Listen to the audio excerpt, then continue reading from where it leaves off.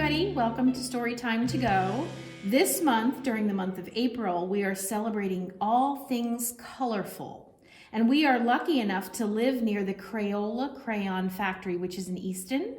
And so we thought, what better way to celebrate colors than to talk about our Crayola crayons that are nearby. And this is a story we have here at the Southside branch called The Crayon Man, which is by Natasha Babau, and it's illustrated by Steven Salerno. This is the true story of the invention of the Crayola crayon. I have no idea how the Crayola crayon was invented. Do you? Well, let's see.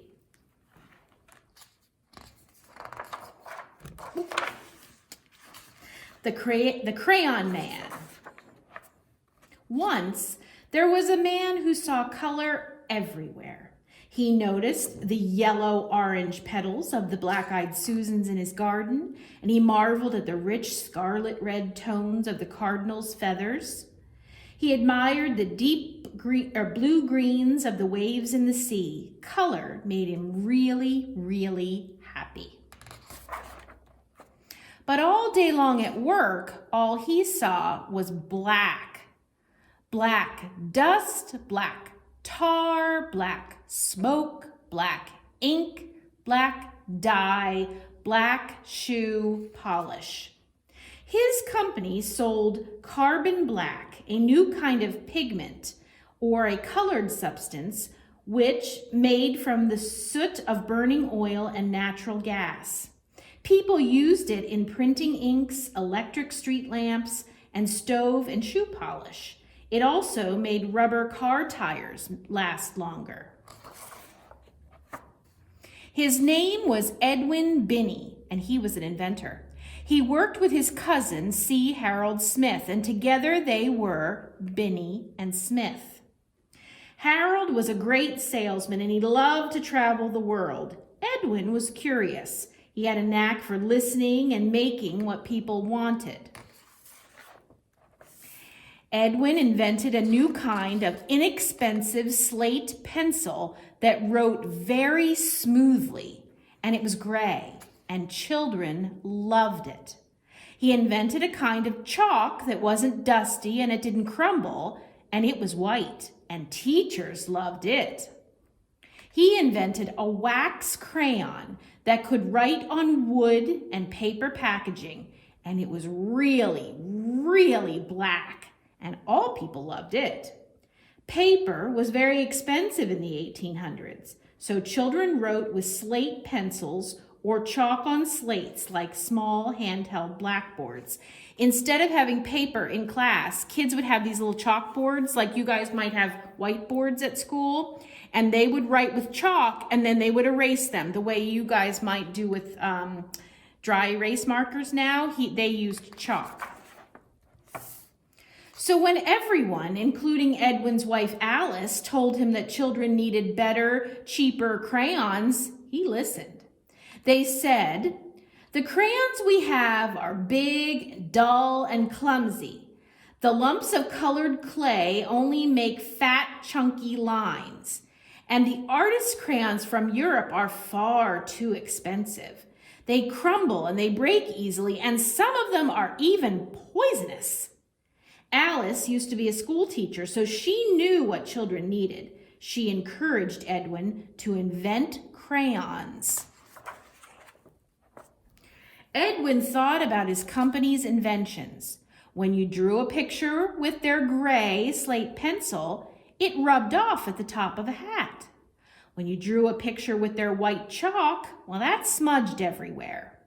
If you drew a picture with Edwin's new really black crayon, it was, well, really black. None of these inventions was any good for drawing in color. So Edwin thought, So Edwin listened and Edwin invented. And in a small stone mill in Pennsylvania, in a top secret lab, Edwin's team experimented. How could they make better, stronger crayons? Melted paraffin wax? Perhaps. The first colored crayons invented in Europe were made from a mixture of charcoal and oil, so they broke easily. To make stronger crayons, Edwin tried using wax instead. Now, for the crayon's colors, there was grinding up rocks and minerals into fine powders. Mixing, slate for gray, earth for yellow, red and brown, perhaps, and oh yes, lapis for blue. Pounding, sifting, and heating the colored powders. Would they be bright enough? Edwin's team kept on trying and they kept on experimenting. Ground up rocks and minerals made bright pigments for crayons. Red iron oxide, which is hematite for red, yellow iron oxide, geothite for yellow, varied shades of red iron oxide for brown, carbon for black, zinc oxide for white, and an imported ultramarine made from lapis lazuli for blue. Look at what they looked like when they came home from work. They came home covered in different colors. Everybody must have known that they were working at the secret lab. They experimented some more and they discovered that a pinch of this pigment and a sploosh of that one and a little hotter and a little cooler, and voila, there were lots of different shades.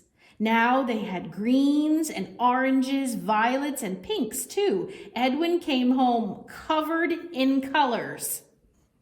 To make orange, green, and violet, chemists blended various pigments and clays. Some of the minerals changed colors when they were heated. And plus, the length of time the mixtures were left to cool, that created different colors too. There was a lot of trial and error, a lot of experimenting on how to find this. In a large tub at the mill, Edwin's team measured out the ingredients. They had melted wax, clay to thicken, something for texture, colored powders, each in just the right amount every time to make a top secret formula. Slowly, carefully stirring by hand, they poured the special formula into thin, crayon-shaped molds like these. Smaller than any other inventors, but they were just the right size, made for a child's hand. The mixture cooled and hardened. Edwin watched and Edwin waited.